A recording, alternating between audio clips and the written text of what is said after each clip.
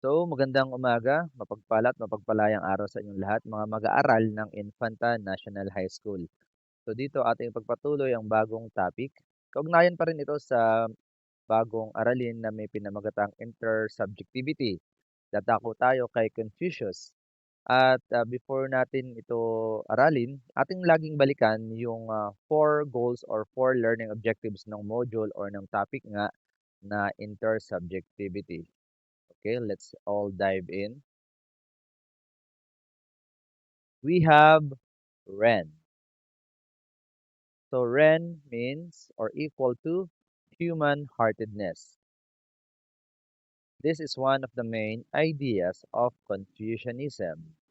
Also, Ren, it is a virtue central to man that can be found in his sociality or intersubjectivity. And we have the word sociality, the tendency to associate in or form social groups. Yung belongingness, being able to live with somebody, with someone, group of people, or within the community. Next.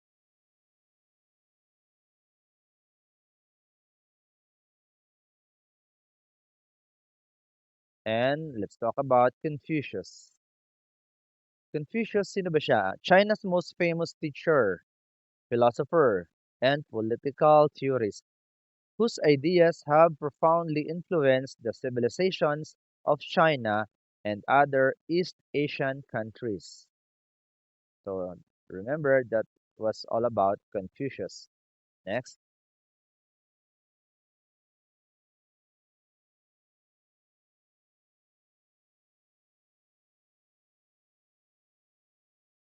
So what is Confucius known for?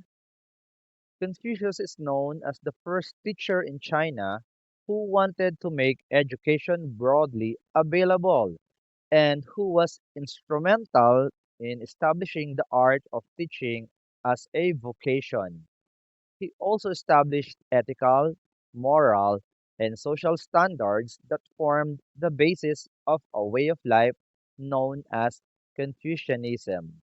So dito pa lang agad makakaroon tayo ng idea na hindi siya isang religion, kundi isa siyang filosofiya o pananaw nga sa buhay, pagkakaunawa ng kaalaman o paglinang ng edukasyon, ang Confucianism, basis of a way of life. What else do we have about Confucius and Confucianism? Let us continue.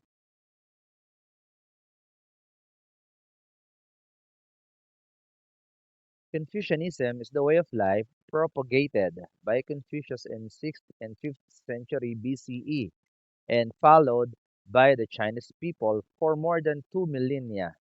It remains the social code of the Chinese and continues to influence other countries, particularly Korea, Japan, and Vietnam. What else?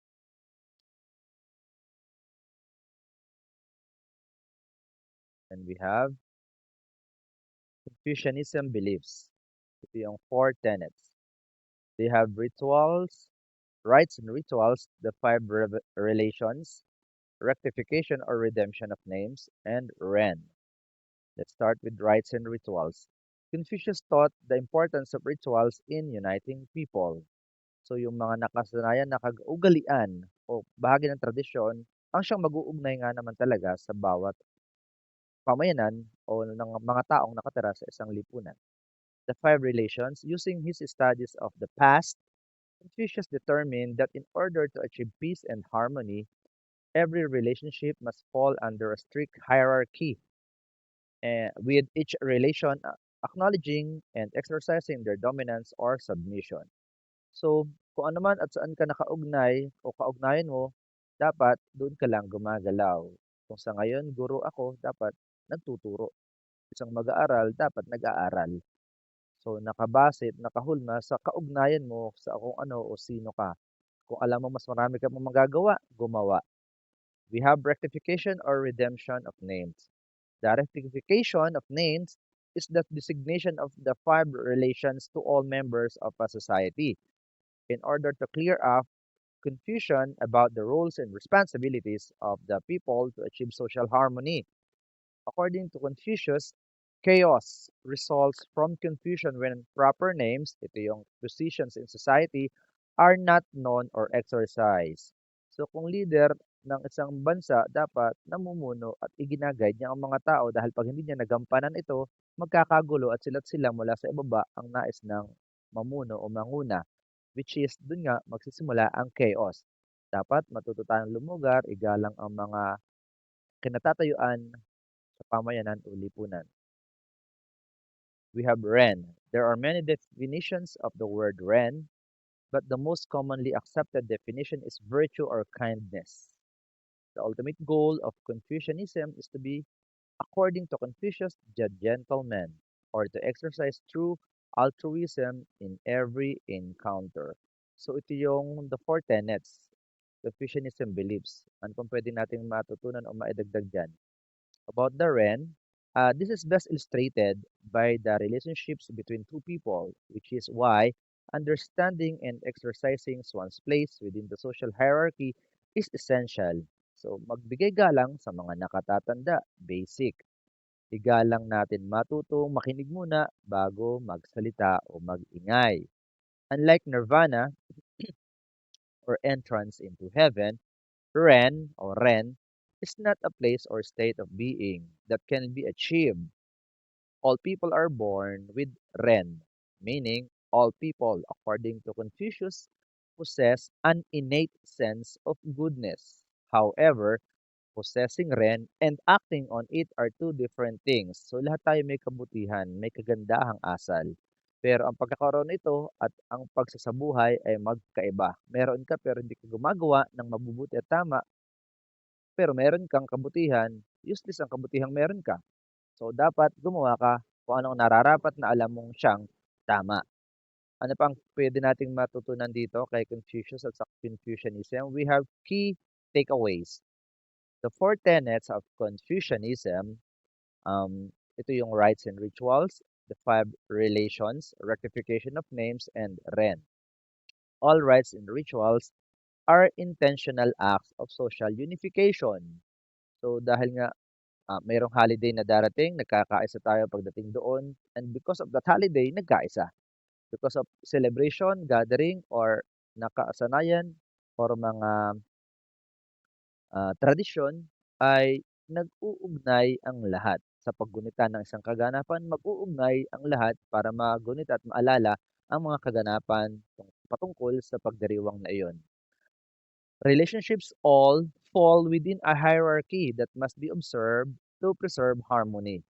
So may level at may hierarkiya. Dapat obserbahan at nakatungtong lamang kung saan nararapat. Kasi kung hindi mo para ay ikaw para sa lugar na yon, sumasala, magkakaroon ng kaguluhan at confusion or chaos. And every person must understand their role in this hierarchy. So dapat maunawaan ko saan ako nabibilang para dun ako gumalaw at hindi ako sasala, hindi ako magiging dahilan ng kaguluhan. The goal of Confucianism is to exercise Ren or true altruism. What else can we learn from this?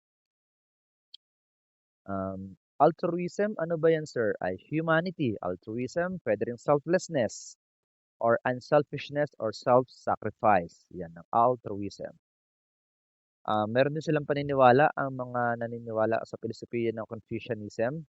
The beliefs of Confucianism are not based on religious views alone, but revolve around humanity. So nakatira sa pamayanan o lipunan at ito ay ang sangkatauhan. Doon sila umiinog ang kanilang paniniwala. Dapat maayos ang lahat, maayos ang samahan, at maayos ang galaw ng bawat isa dahil konektado ang bawat isa. There are five principles around which Confucianism revolves. We have Jen, Li, Xin, Chung, and Yi. The concept of Jen is based on human nature and benevolence. Li is a principle of respect and propriety. Xin refers to faithfulness and being honest towards oneself and others, and helps the individuals to earn admiration. Chung, one of the important Confucianism beliefs, ito yung Chung, upholds that loyalty strengthens the bond between the rulers and the citizens of the country. Righteousness is believed to be the base of human virtue. One must always follow the principle of ye and able to differentiate what is right and wrong. Ano pang meron sa kay Confucius at sa kanyang naibahaging Confucianism, isang filosofiya? There's no deity, walang Diyos. Worship in Confucianism, wala silang sinasambang deity o wala silang Diyos. Though, the worship of ancestors of Confucius himself as a sage, master, and teacher are practiced. Sa pagbibigay galang o pugay sa kanyang pinagmulang mga lahi o ninuno kay Confucius, pati mismo kay Confucius ay ginugunita o sinasagawa ng mga naniniwala sa Confucianism. But again, wala silang Diyos. Nagbibigay galang pugay, pag-alaala sa mga ninuno o lahi na pinagmulan ni Confucius at ganoon din sa kay Confucius mismo. Confucianism was not successfully spread by Confucius. So siyang mismo may katawan, hindi siya ang nagpalaganap. Hindi siya ang ako si Confucius, ganito tayo, ganito dapat kayo. Kasi nga, siya ay nag-aral, siya ay nag-obserba, at kanyang isinulat, at kanyang isinabuhay. So, in return, nakaapekto. Kaya nga, maganda ang intersubjectivity. Nakakaapekto ka ng pagiging totoong ikaw mo sa paggawa ng mabuti at naaayon sa lipunan na iyong ginagalawan, yan ay kakalat. Confucianism was not successfully spread by Confucius. Instead, the scholar way back in Mencius, who was born more than a century after Confucius died. So yung mga scholar ng Mencius, century, 100 years, nang mamatay si Confucius, saka lang, adopted his philosophy and preached in different states. At first, the Chinese people embraced Confucianism more readily than the ruling class did. Mas niyakap at isinabuhay pa yung teachings ni Confucius, kaya nga mayroong Confucianism kumpara pa sa mga namumuno sa pamayanan ng panahong iyon. At first, the Chinese people embraced Confucianism more readily than the ruling class did, but Confucianism was revived and popularized by the Han Dynasty from 206 BCE to 220 CE. So yan ang ating bago, karagdagang kaalaman tungkol sa kay Confucius at sa Confucianism. Again, these are all part of intersubjectivity. What else can we get from this discussion? And this is it. In his philosophy, Confucius stresses order and harmony in the world. His aims can be achieved through practical, concrete, and particular and perceptual ways. So dapat matatag, dapat ba puro practical choices na lang? Hindi dapat kailangan ng gamitan ng intellectual? Well, always need and we always have a choice. Meron lagi tayong desisyon sa ating sarili kung magpapaka-practical or magpapaka-intellectual choices. So, but according here, yun ang kanyang pinropose. Kung ano nga yung pangangailangan, nasaan ka, dun ka gumalaw para hindi mo saklawan at hindi mo problemahin lahat.